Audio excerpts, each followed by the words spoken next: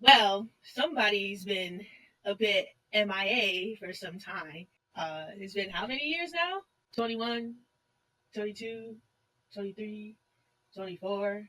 That's a lot of years to be gone from this podcast.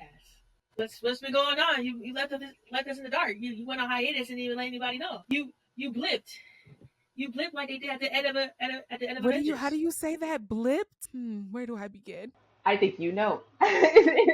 What happened? What happened? I think what happened is that just being on this journey of like, what should I be spending my time doing? I think I've always been torn with where I should be spending my time because I miss being a classroom teacher.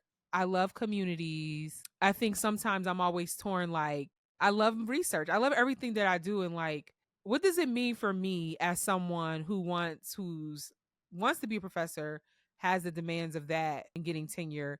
I really have a heart and passion for my podcast, and there's a deep reason why I wanted to do it. Not wanting to be so far removed from kids, from young people, from real teachers in classrooms, from communities. And I think being in an academic space and in universities is very easy to do that. And so I think me getting more clear like about what I should be putting my time in doing and what's for me to do and what is not something I need to be doing. And it doesn't make me any less committed. It doesn't make me any less my activist spirit, or like caring about certain things and what should I do.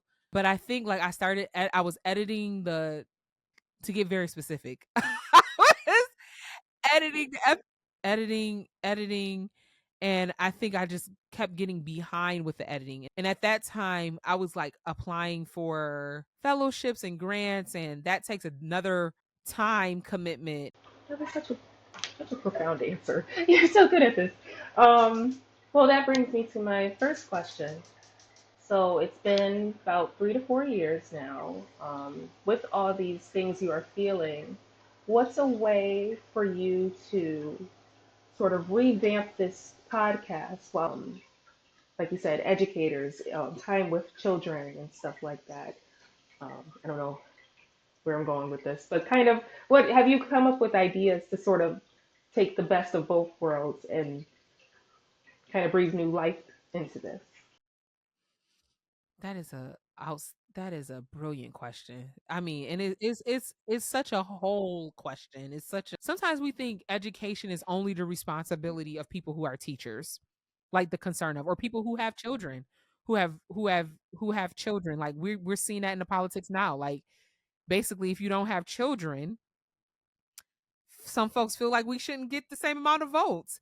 Like, because if you don't have children, then you're not invested into the future. And I don't understand that. Everybody's children matter to me. Like I'm invested in the future, whether I have children or not. And I also feel like it breaks my heart sometimes how disregarded education is and how it's such a disinvestment education that is happening that is not going to help us get teachers ever. Like more teachers or recruit people to be teachers.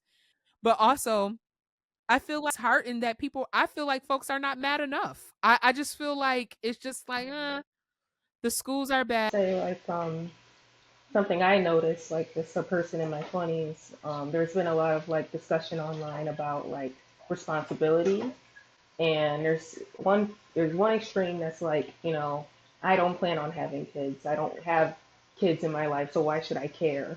And then there's another half of the extreme that's like we said in current politics, saying like, oh well, then you don't matter because you don't have kids, kind of thing. And it's just like that it takes a village mentality is so important, and now more than ever it's so important because even if I don't end up having kids, it's so crucial that the kids in my life have a proper education. They're not growing up in a world where like books are being banned and it's totally okay that these books are being banned, or they're growing up in a world where they can't talk about certain subjects because of constant changes in the government and stuff like that. And so I agree with what your point is 100%. I feel like has been a shift in like we're becoming less of a community focused society. It's becoming like purely individual.